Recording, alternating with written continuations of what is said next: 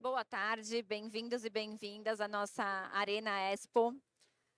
Esse lugar foi criado com muito carinho. A gente aqui vai trocar bastante conteúdo do varejo, insights de tecnologia e também explorar muito sobre o mercado de franquias. É um prazer estar aqui. E junto comigo está o William, Head de TI da Aramis. E vale lembrá-los que todo esse conteúdo vai estar disponível nas nossas redes sociais, links, e inclusive vai estar todo o conteúdo no nosso podcast Pod do Varejo. Então, fiquem também convidados a depois acessar e estar com a gente também no podcast Super Rico, que passa pelo Spotify e também no YouTube. Pessoal, a Aramis é o nosso cliente de longa data, o William é o nosso parceiro, vem construindo uma trajetória incrível. E eu queria primeiro agradecer você estar aqui com a gente, Will. Eu que agradeço o convite. Super bem-vindo. E conta um pouquinho sua trajetória com a gente, também da sua vida profissional. Todo mundo escuta bem? Tudo certo? Ó, funciona esse negócio, que a gente não tem o retorno, né? Pessoal, prazer, obrigado pelo convite, obrigado por estar aqui. Sou o Will da Aramis, estou na Aramis há 4 anos e meio, sou Head de Tecnologia. Fui na Aramis com um desafio da gente conseguir fazer uma transformação digital importante que a gente vem construindo. No varejo, 17 anos, comecei no varejo em Casas Bahia, lá atrás, muito tempo atrás, passei por Via Varejo, por toda a construção. Depois eu recebi uma proposta, a gente fez uma transformação no Walmart, fui para o Walmart mais 5 anos.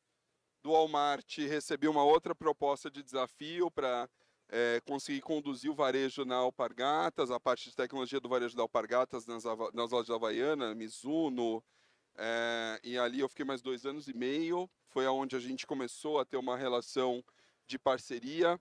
Foi onde eu comecei a ter essa relação com a Lynx. Foi a primeira empresa. E dali eu assumi a área de tecnologia da Aramis. Então, nesses 17 anos de varejo, bastante vivência com muita coisa do que a gente vive de experiência, de desafios, de alegrias, de tristezas. O varejo é um bichinho que ou você ama ou você não consegue ficar muito tempo. É isso. Então, um pouco dessa trajetória. Na vida pessoal, estou com a Paty há mais de 20 anos, sou pai da Rafinha. E 40 anos, embora se parecer um pouco mais que os 40 anos, é o varejo que vai acabando com a gente, mas estou com 40. O varejo sempre desafiador O varejo tem dentro. que fazer um facelift, gente, aqui, ó. Você vai fazendo todo ano Exatamente. para dar uma levantada, senão você sofre. Mas acho que essa frase, ou você ama ou você odeia, faz muito sentido. E acho que dentro da sua trajetória e quando a gente fala sobre a Aramis, é uma marca muito bem posicionada no mercado. Ela hoje atua ali na moda masculina, uma moda que a gente diria de classe A, super bem posicionada. Só que hoje vocês trazem um conceito sobre fashion tech. E eu queria que você explorasse um pouquinho para o pessoal o que é o fashion tech e como esse conceito trouxe diferenciais para a Aramis e na sua trajetória também profissional. Eu queria falar um pouquinho de Aramis antes até de falar de Fashion Ótimo. Tech, né? Aramis está completando 30 anos esse ano. A gente está num momento de muita celebração. Aramis, dentro desse período todo, ela passou por uma grande mudança, principalmente pós a entrada dos fundos e da gestão do Richard na cadeira de CEO, que ele está já há 11 anos.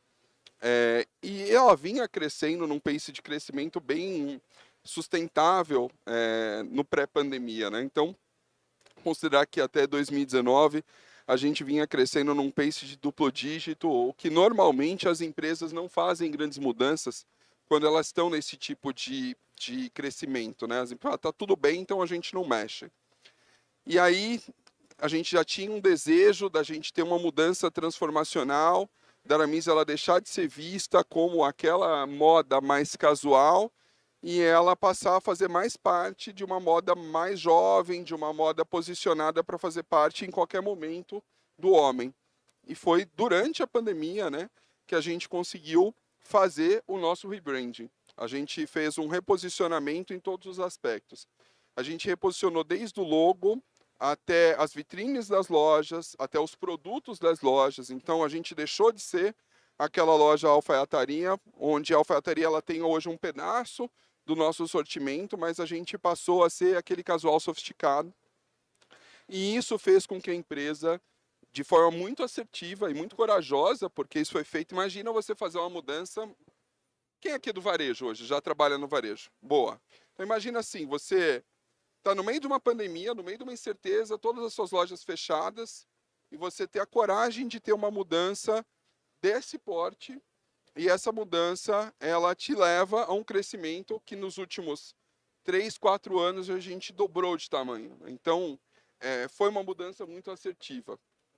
E junto disso veio coragem para a gente fazer muita coisa, né? Hoje a Aramis não é só a Aramis, nós somos um grupo, né? Temos também a marca Urban. A marca Urban é uma marca que a gente criou em 2022, a gente lançou para o mercado.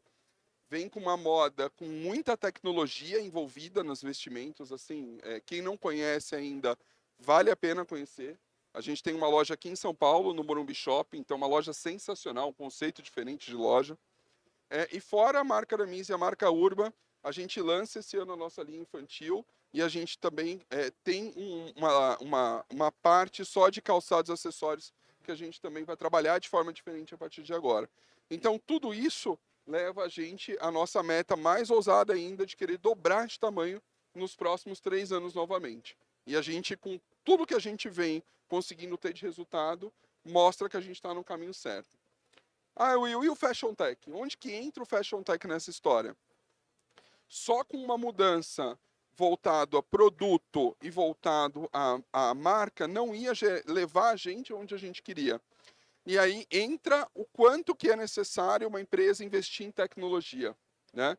E aí entra a nossa mudança. Eu comecei na Aramis em 2021. Ali a gente começa a fazer um investimento grande em ferramentas, em estrutura de equipe, né? E aí, com base nisso, com base em o que a gente conseguia implantar, de pivotar o negócio, de conseguir ter um crescimento mais exponencial, a gente conseguiu crescer muito nesses últimos 4 anos. Eu estou falando aqui desde solução de inteligência artificial para reposição de estoque, eu estou falando aqui de ter um data lake que a gente implantou nesses últimos 4 anos, um data lake muito robusto para a gente conseguir falar de hiperpersonalização. Eu estou falando de fato da gente fazer essa hiperpersonalização linkada com o cliente para fazer a melhor oferta, né? Eu estou falando de modelos de recomendação, onde a gente usa IA desenvolvida dentro de casa para a gente conseguir fazer essa oferta correta para o cliente certo. E como que você conecta tudo isso, né? E aí entra também tudo que a gente vem fazendo com a Lynx, a parceria com a Lynx, com as ferramentas que a gente vem implantando, a gente vai falar um pouquinho mais para frente.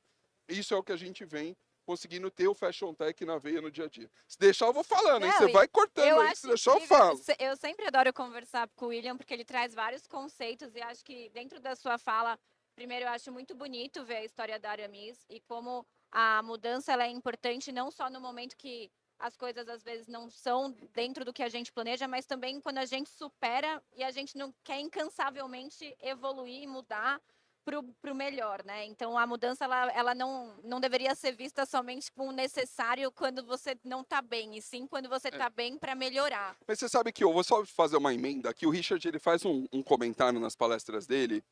A gente chama de Rick e o mercado chama de Rick pela nossa abertura com ele. O Rick ele é um cara muito aberto a ouvir e conversar. Você tem que fazer as perguntas difíceis no momento que vai tudo bem. Porque Concordo. na hora que tem problema, na hora que as coisas apertam, você fazer as perguntas e as mudanças difíceis é mais dolorido. O que eu quero dizer com isso?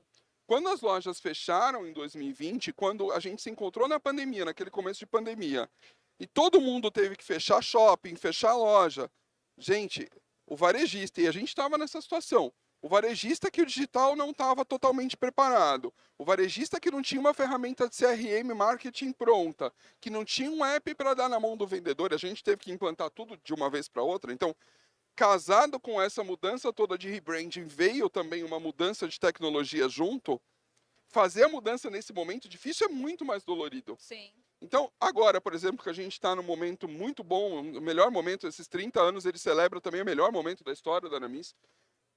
se tiver alguma pergunta difícil a ser feita, alguma mudança a ser feita que ela é mais sensível, tem que ser feita agora. Porque é onde a gente está melhor para ser arriscado. Não vai deixar um momento difícil chegar.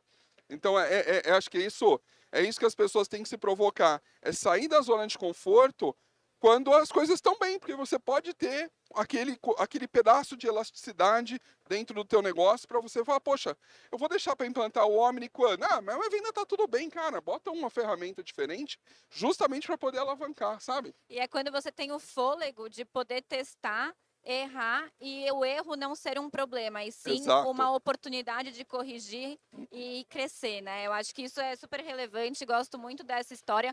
E acho que aqui dentro da sua fala você trouxe alguns conceitos, principalmente relacionados a data-driven, que são dados, né? E como é importante você trabalhar com dados e conhecer o seu cliente para saber quais movimentos e mudanças são necessárias. Conta um pouquinho mais de como é a cultura da Aramis com essa parte de dados e o que hoje vocês utilizam para tomar decisões de estratégias. É muito louco assim, né? Porque as pessoas agora, desde 2022, quando lançou o ChatGPT, começou todo mundo a falar de dados, né? Inteligência artificial, GenAI, e aí começou a corrida desesperada. Gente, a GenAI, principalmente plugada com o que você tem estrutura da tua empresa, se você não tiver os dados tratados, centralizados, sanitizados, de uma forma que eles estão prontos para ser usados, você não vai extrair o melhor. E a gente tinha uma situação em relação a dados que muitas empresas vivem, que é os silos de dados. Talvez vocês devem ter isso. Que eu estou falando?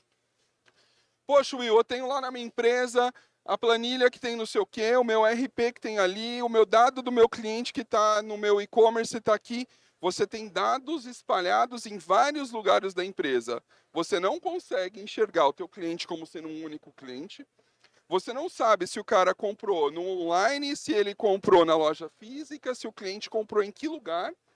E com isso você sequer consegue montar uma jornada de experiência do teu cliente. E comportamental, e sequer passa muito longe, né? Então, quando a gente teve essa tomada de decisão de fazer um investimento, foi naquele momento que a gente entendeu que a gente precisava de fato ter. O nosso Data Lake, na verdade, é um lake house, é uma plataforma onde a gente consegue centralizar os dados de toda a companhia. Então, eu tenho dados de todos os clientes, todos os dados transacionais, a gente tem também um comportamental, e a gente consegue, com isso, amarrar as outras ferramentas para que a gente possa, quando eu tenho uma necessidade, eu vou trocar uma ferramenta de CRM, eu tenho dado todo num lugar só, não é uma dor, né? Então, eu tenho tanto dado do que vem hoje são mais de 12 fontes de informação. Esse trabalho foi feito para que a gente conseguisse, de fato, tirar o melhor proveito e aí a gente conseguir ter uma jornada de hiperpersonalização.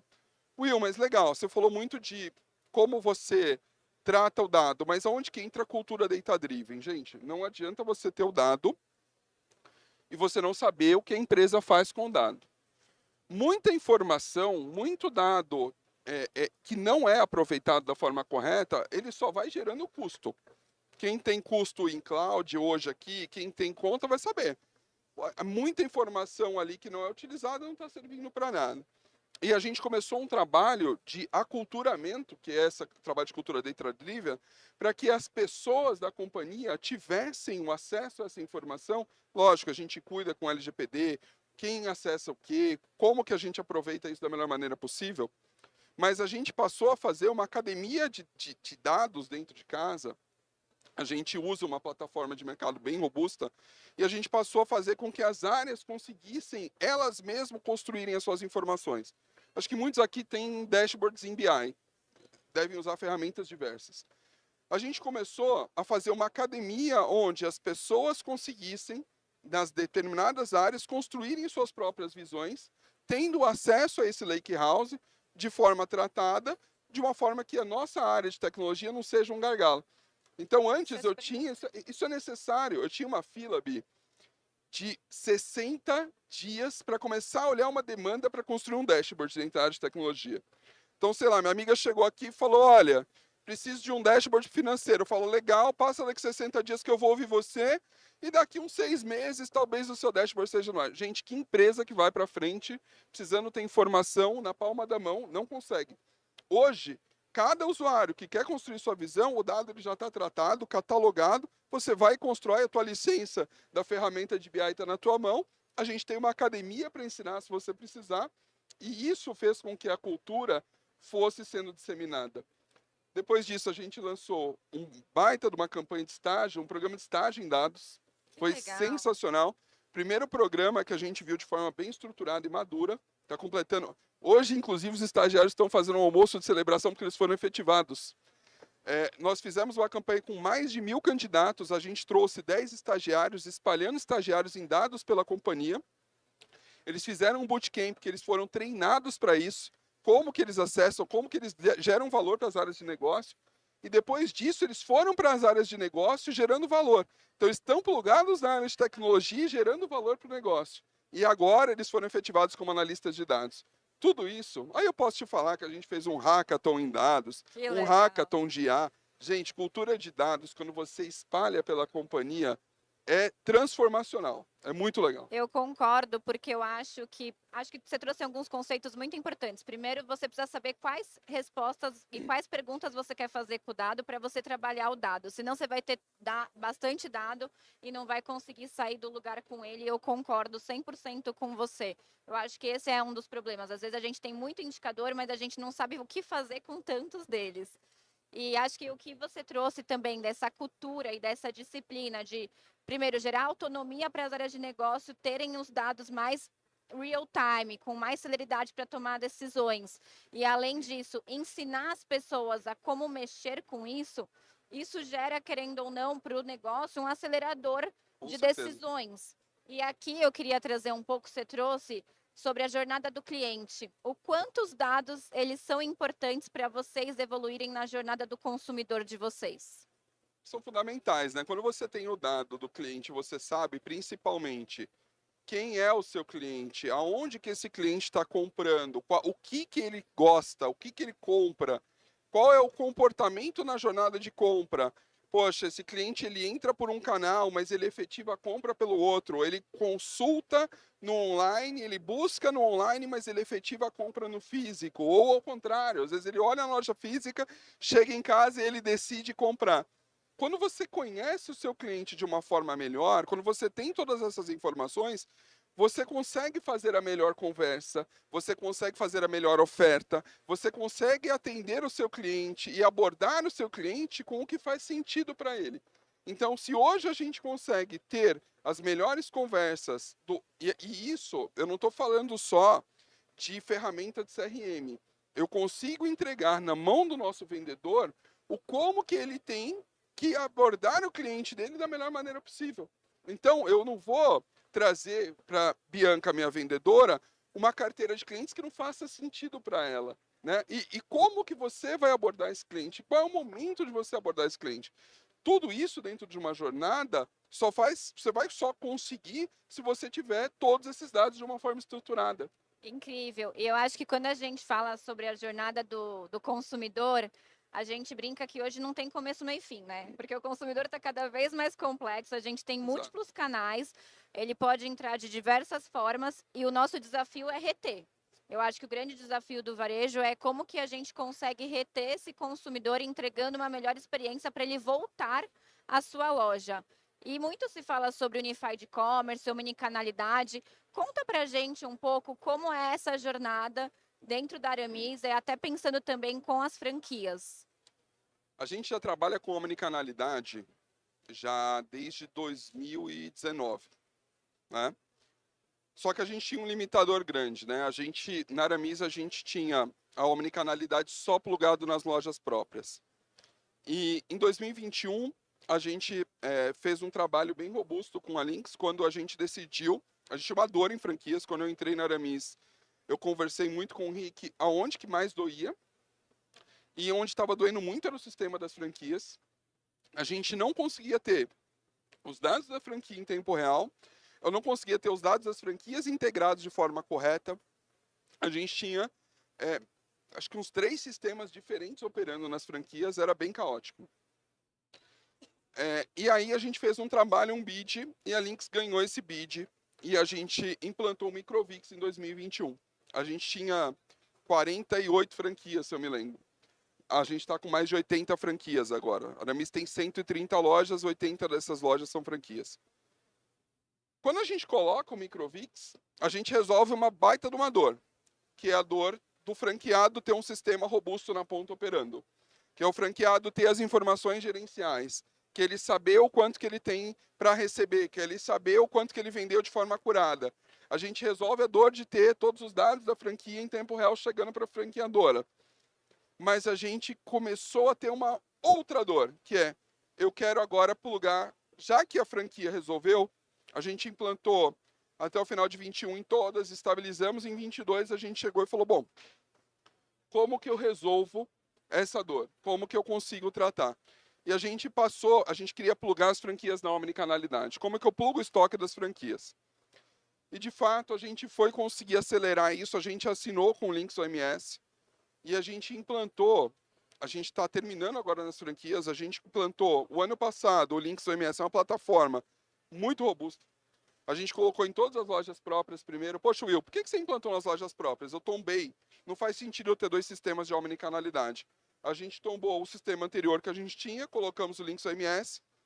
Na loja própria é mais fácil, porque dor dentro de casa se resolve dentro de casa. Porque quando você toca com um franqueado, você sabe que você não está mexendo só no seu negócio, você está mexendo no negócio de uma pessoa que depende muito daquilo no dia a dia. Com certeza. Né? Então é muito sensível. Então a gente resolve dentro de casa com as lojas próprias e começamos a plugar o estoque das franquias no Lynx OMS. E a gente está nesse momento, a gente terminou de plugar as lojas das franquias e agora a gente consegue, nessa omnicanalidade, onde eu consigo o cliente acessando o aramis.com.br ou urban.com.br, você consegue que ele compre online, retire em qualquer loja ou que a loja entregue para a casa dele. Então eu deixo de ter aquela necessidade, só eu tenho um centro logístico no Espírito Santo, mas eu tenho um ponto, que é o lead time, onde eu vou ter o produto saindo do Espírito Santo e entregando.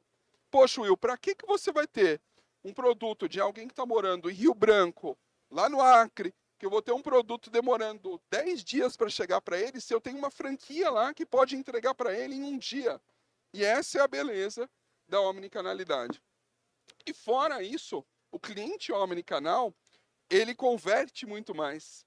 Ele é muito mais fiel, né? Não sei se as pessoas, se vocês não têm essa informação, acho que vale dar uma pesquisada do quanto que um cliente omnicanal ele é mais valioso para uma marca, né? E essa beleza que a gente vem buscando extrair. Poxa, nossa, Will, é só coisa boa. Gente, tem muita lição aprendida no meio do caminho. Teve lição aprendida de plataforma que a gente implantou, do como, você tem que ter um time de tecnologia que consiga, a Lynx faz o trabalho dela e a gente faz o nosso. As dores que tem, vocês vão brigar e vai resolver, mas se resolve, e você vai ter uma plataforma no outro lado, que é uma plataforma que vai te atender bem. Então, acho que vem sendo essa lição de omnicanalidade que a gente vem tendo. Eu acho que pra gente como Lynx é muito orgulho ouvir histórias dos nossos clientes que crescem com a gente. Eu acho que é isso que a gente busca, ser parceiro tecnológico junto com vocês e entregar facilidade para vocês venderem mais. Will, eu vou abrir agora para dúvidas aqui do público. Eu acho que deve ter muitas. Bora. A gente explorou aqui vários conceitos. A gente falou sobre inteligência artificial, data-driven, omnicanalidade, gestão de franquias. Então, pessoal, fiquem à vontade aqui para fazer algumas perguntas para o Will. Estamos todos à disposição. Bora.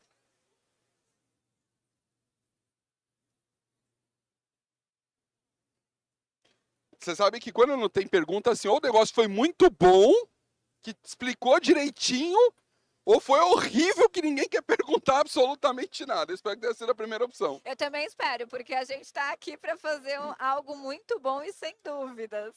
Gente, contato William Espino Aramis lá no LinkedIn, pode procurar. Se quiser, a gente toma um café depois da saída daqui, a gente conversa um pouco mais, vai ser um prazer.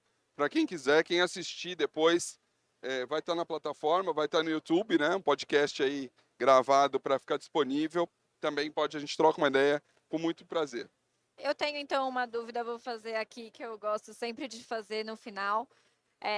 O que você acha do futuro do varejo hoje? Seja para que o público que está aqui pensando em crescer com franquias, mas acho que como um todo, pensando nos nossos desafios e em tudo que a gente vem aqui passando sobre esse ecossistema e sobre as mudanças constantes, qual seria aqui uma diretriz que você daria para nós e falando um pouquinho mais sobre o futuro do varejo? Eu já acompanho o varejo há tantos anos, né? Assim, já escutei de tudo, né? Vocês conhecem a NRF, não? Legal. NRF é uma feira que tem em Nova York todos os anos. Na verdade, o nome da feira é NRF Big Show. Ela é feita pela National Federation Retail dos Estados Unidos, a maior federação de varejo do mundo. NRF dita tudo que é novidade, né, para o varejo. Tudo que está no varejo algum dia já passou pela NRF. Nem tudo que está na NRF vai para o varejo. Tem muita loucura que você olha lá e não vai chegar no varejo. Já falaram de todas as tendências possíveis, né? O que eu acredito muito, loja física nunca vai deixar de existir. Também Essa é a primeira acredito muito coisa. nisso. A loja física, ela cada vez mais vai ser sempre um ponto de experiência, de contato do cliente com a marca, e ela tem muito mais a tendência de ser um momento de encantamento do cliente. Então, se tem um ponto que eu acredito muito, é como que você, daqui para frente, cada vez mais atenda o teu cliente de forma assertiva e faça desse momento, do momento que o teu cliente chega na loja, o momento de você encantar o teu cliente, de você fazer ele entender o que é a marca. Gente, não é um momento de você só querer converter a qualquer custo. É o momento dele entender, porque muitas vezes ele nem sabe, ele nem conhece a sua marca. Vende a tua história, mostra o que é a tua marca, o porquê, é o momento que ele vai tocar no teu produto, que ele vai sentir o teu produto. Você não consegue isso no digital. O digital tem muito a entregar, mas o físico ainda como experiência, ele não ganha de ninguém. Então, se eu fosse plugar de fato o que o futuro do varejo entrega, um mundo cada vez mais omnicanal, sim, mas onde a experiência na ponta, e aí, gente, dá para explorar um monte de coisa. Como que você consegue, sim, atender esse cliente de forma melhor? Ah, poxa, dá para colocar solução de realidade aumentada na ponta, dá para colocar... Tem N tecnologias que você vai ter, mas eu acredito muito que o cliente ainda vai na loja como uma experiência, e essa experiência do encantamento é aonde as marcas ganham valor. Então, é nisso que eu aposto. Fidelização, Muito, hiperpersonalização e experiência. Ele se sentir que ali ele está tendo um momento único, principalmente em marcas mais premium, né? De repente, eu já trabalhei em marcas que não são premium, e você tá lá, o cara quer ir lá comprar um chinelo e ir embora. Mas no lugar que é mais premium, é o momento que você vai ter para que ele realmente se sinta importante e que você fidelize ele. Então, eu acredito muito nisso. Assim. É aquela frase, a primeira impressão vale e principalmente fica na marca. Então, eu acho super relevante. É sempre um prazer estar com você, Prazer é dividir nosso. esse palco, aprender e ver aqui tanta evolução. Conta com a gente. Obrigada por estar aqui. Pessoal, obrigada por nos assistir. E a gente vai estar no podcast para vocês reverem esse conteúdo super riquíssimo. Obrigado, pessoal. Valeu. Foi muito bom. Obrigado.